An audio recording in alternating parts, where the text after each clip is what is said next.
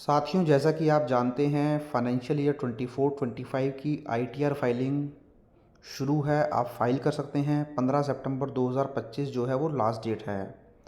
अब जब हम आईटीआर फाइल करते हैं तो आईटीआर फाइल करते हुए जब मैं वीडियो अपलोड करता हूं तो बहुत सारे क्वेश्चन जो है कमेंट्स में आते हैं। और जनरली वहां पर बहुत एक कॉमन सा क्वेश्चन मुझसे पूछा जाता है कि मेरी इंश्योरेंस से कमीशन है या मेरी इंश्योरेंस कमीशन के अलावा किसी भी तरीके की ब्रोकरेज या कमीशन आती है, तो क्या मैं ITR 4 फाइल करके वहाँ पर प्रिजम्पटिव बेसिस पर अपनी इनकम को डिस्क्लोज़ कर दूँ और जो भी प्रॉफिट आता है उसके ऊपर टैक्स पे करूँ, या फिर मुझे ITR 3 फाइल करनी होगी। तो देखिए साथियों, इस वीडियो के अंदर मैं आपका यही कन्फ्यूज़न दूर करने वाला हूँ और आपको ये क्लैरिटी करने वाला हूँ कि आपके ऊपर ITR 4 एप्लीकेबल होगी या फिर नहीं होगी। तो चलिए अपने वीडियो की तरफ बढ़ते हैं।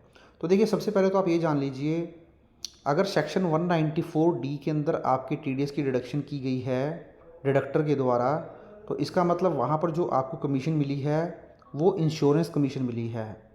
वहीं सेक्शन 194H के अंदर जो आपका TDS काटा जाता है वो TDS काटा जाता है अगर आपको कोई कमीशन या ब्रोकरेज मिलती है जो कि डिफरेंट है इंश्योरेंस कमीशन से।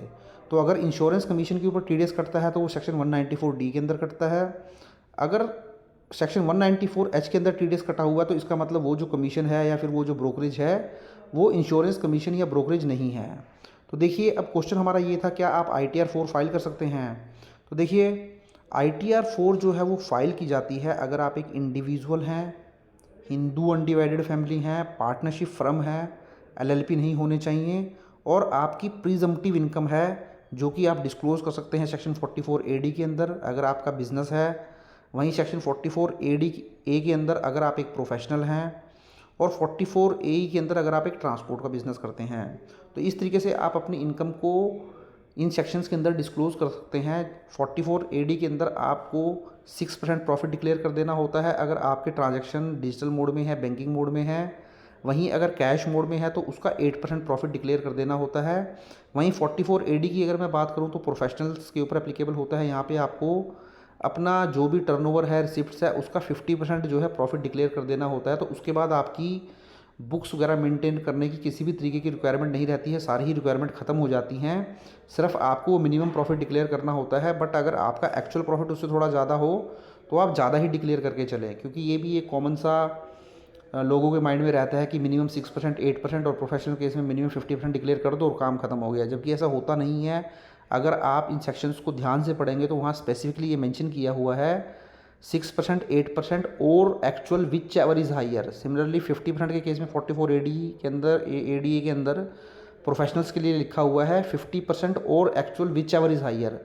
तो आपको वो मिनिमम देना होता है या हायर देना होता है। तो आगे हम देखते हैं। तो देखिए, जो इनकम टैक्स रूल्स हैं उसके अंदर ये स्पेसिफिकली मेंशन किया है और वहाँ पे एक्सक्लूड किया गया है किसी भी तरीके की कमीशन और ब्रोकरेज को from presumptive taxation under section 44AD। Means आप किसी भी तरीके की कमीशन हो, आपको किसी भी तरीके की ब्रोकरेज आपको आए, चाहे वो इंश्योरेंस की हो, अदर देन इंश्योरेंस हो, या किसी भी तरीके की इंश्योरेंस, किसी भी तरीके की कमीशन या ब्रोकरेज हो, तो आप सेक्शन 44AD के अंदर अपनी इनकम टैक्स की रिटर्न को फाइल नहीं कर पाएंगे। तो इसके लिए आपको ITR 3 ही फाइल करनी होगी। ITR 3 फाइल करें। आप देख लीजिए आपके ऊपर बुक्स ऑफ अकाउंट मेंटेन करने की एलिजिबिलिटी है कि नहीं। अगर बुक्स ऑफ अकाउंट मेंटेन करने की एलिजिबिलिटी है तो आप बुक्स ऑफ अकाउंट मेंटेन करें। अब ये बुक्स ऑफ अकाउंट आपको कब मेंटेन करने होते हैं, इसके ऊपर ऑलरेडी डिटेल्ड वीडियो बनाया है। वीडियो का लिंक आपको नीचे डिस्क्रिप्शन में मिल जाएगा, आप जाएं और देख लें।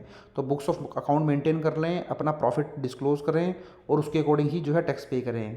अगर बुक्स ऑफ अकाउंट आपके ऊपर एप्लीकेबल नहीं होते हैं तो फिर आप बिना बुक्स ऑफ अकाउंट के मेंटेन कर लीजिए, बट 44AD में आप नहीं जा पाएंगे। तो ये तो कन्फर्म है। ठीक है, तो ये था वीडियो साथियों आपका ये डाउट को लेकर कि आप ITR 3 फाइल करेंगे या ITR 4 फाइल करेंगे। इसी तरीके से मैंने ऑलरेडी डिटेल्ड वीडियो अपलोड कर दिए हैं ITR 3 को लेकर, जहाँ पे आपको बुक्स ऑफ मेंटेन कब करनी है, लॉसेस कैसे कैरी फॉरवर्ड करने हैं, या आपका प्रॉफिट है, प्रॉफिट कैसे दिखाना है, बुक्स मेंटेन करके कैसे दिखाना है, विदाउट बुक्स कैसे करना है। अगर आपकी LIC या कमीशन से भी इनकम है तो आप उसको ITR 3 के अंदर कैसे दिखा सकते हैं।